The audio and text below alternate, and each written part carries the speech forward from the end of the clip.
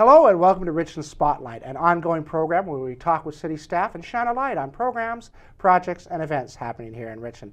Well, joining us on the program today is Redevelopment Project Manager Miles Thomas. Welcome to the program, Miles. Thank you for having me.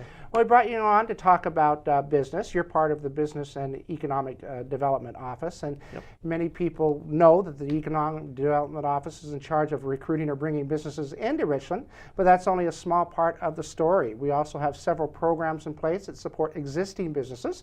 So Miles, share with us about these programs and how they help existing businesses with some of our grant programs and other assistance. Sure. So among the outreach programs that our office works with, we have two incentive programs, Business License Reserve Fund and the Commercial Improvement Program.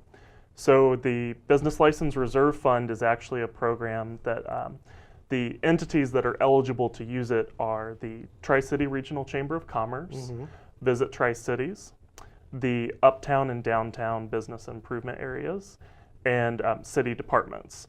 So any of those entities can apply for funding, but any business interest or any personal interest in the community can apply in conjunction with those entities to take advantage of the funds. And this is an opportunity for the city to reinvest those license fees back into business for core development. The programs have generally promoted either core development, improving blighted conditions, providing marketing and promotion for the core downtown and businesses around Richland in general.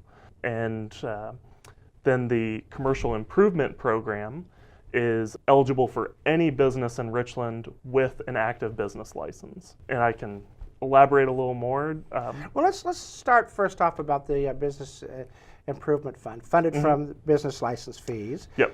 And on top of that, why don't you tell me some of the examples of projects that have been funded and the impacts to our community? So the most, I guess the most visible improvement that was provided through Business License Reserve funding is the Uptown Mural Program. Okay. Over the last couple of years, there's been murals painted throughout the Uptown. And the entity that applied was the Uptown Business Improvement Area. So that group of businesses that assesses fees from the membership, they applied for the program, and they actually get businesses within the Uptown to collaborate with them to choose locations, to promote new areas that might be developed positively through the inclusion of a mural. And the city reimbursed a portion of those expenses so that that program could happen in the time frame that they wished for it to continue. Well, what's been some of the response? I mean, they're really neat. So what have people said about these murals? From my perspective, I've received a lot of comments about people that really enjoy them and feel that they've added to the visual impact of the Uptown. And from the business owners, we've received a lot of support because they're the ones that are actually saying, yes, I want my business or the side of my building to be a location where a mural is painted. So it's been really well received by the businesses that have participated and the visitors that all of the businesses get up at the Uptown. So how do these organizations go about applying for this funding? So the application cycle is January 20th to July 31st of each year. And the eligible entities, Chamber, Visit Tri-Cities, Business Improvement Districts, or a city department can apply for the fund. So a person could approach any of those organizations with a project idea and see if they'd like to apply for funding for their idea. And we accept applications online. Okay, very similar question, but this is about the Commercial Improvement Program, which is for individual businesses. Explain to me how they apply, and then also explain to me some of the impacts. Sure. So any business that is current with their business license can apply for funding for the Commercial Improvement Program. They go online to richlandbusiness.com and go to the section for Commercial Improvement Program, and they can fill out an application and email or send it to me. And that program funds any exterior permanent improvement. So whether that's facade materials, reglazing the glass, adding benches, bicycle racks, anything that really impacts the visual acuity of the business. Those are eligible expenses.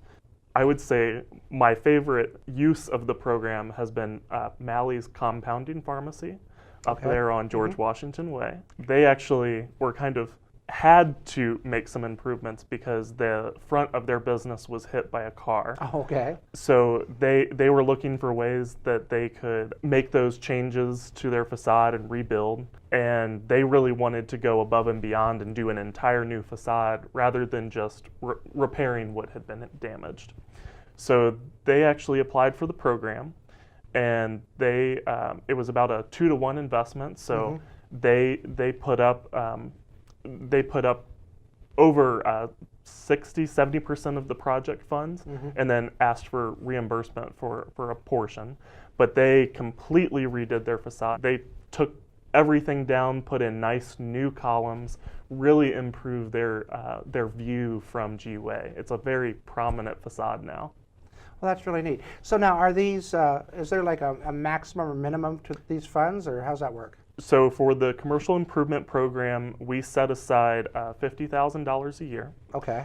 And a business can apply for up to 50% reimbursement or $10,000, whichever is less. Okay. It's a good opportunity for them to be able to have some funding towards their investment, and a good opportunity for us to reinvest in the community.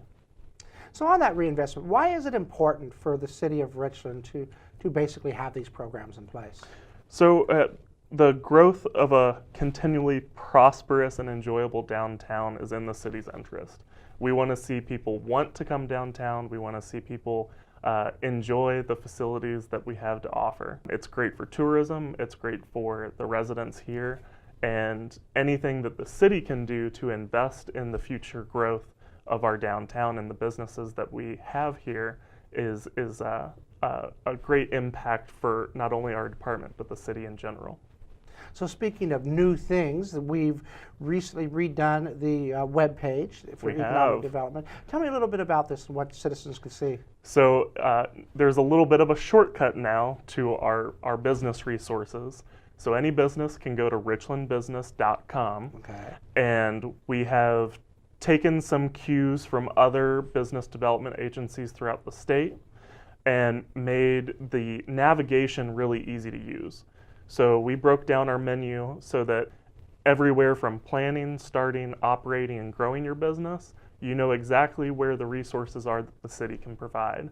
We have a business directory there, and we're still looking for suggestions from the business community on what else we can add to that website to make it really useful for every business in Richland. Very good. Yeah. So to borrow something from the chamber, we're in business to do business here in the city of Richland. We are. Oh, very good. Well, that's about wraps it up for us on this edition of Richland Spotlight. Again, if you're a new business, an existing business, or even thinking about starting a business here in Richland, your first stop would be the Richland webpage at the link there at the bottom of your screen. And if you have any question about things going on in the city, visit the city's website. And if you're not following us on social media, I strongly encourage you to do so on Facebook, YouTube, Twitter, and Instagram. Thanks again for watching the Richland Spotlight. I'm Mike Charbonneau, and we'll see you next time.